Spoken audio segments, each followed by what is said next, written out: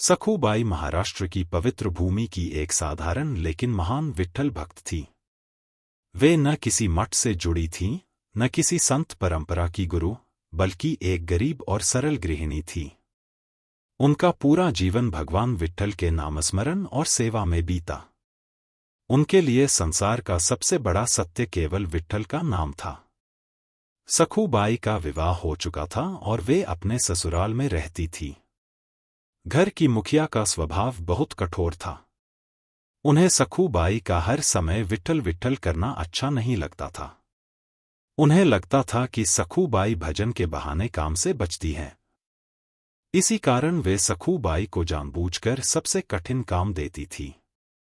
दिन भर घर का सारा काम करवाने के बाद भी रात में सखूबाई को अकेले चक्की पीसने बैठा दिया जाता। अंधेरी रात, थका हुआ शरीर, दर्द से भरे हाथ, लेकिन सखूबाई ने कभी शिकायत नहीं की।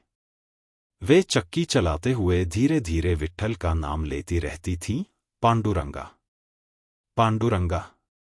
काम करते करते उनका मन पंढरपुर में विट्ठल के चरणों में चला जाता। उन्हें न अपने दुख का होश रहता, न थकान का। उनका विश्वास अडिग था कि विट्ठल सब कुछ देख रहे हैं और वही सब संभाल लेंगे। एक रात अत्यधिक थकावट के कारण सखूबाई चक्की के पास ही बैठ गईं।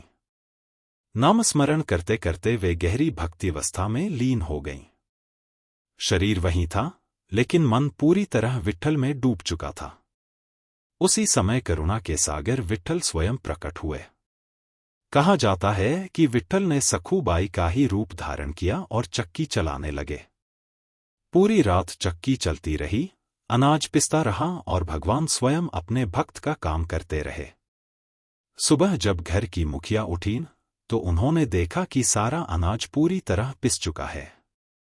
सखूबाई शांत भाव से बैठी थी, जैसे कुछ हुआ ही न हो। यह दृश्य देखकर घर की मुखिया स्तब्ध रह गईं। उन्हें अपनी भूल समझ में आ गई।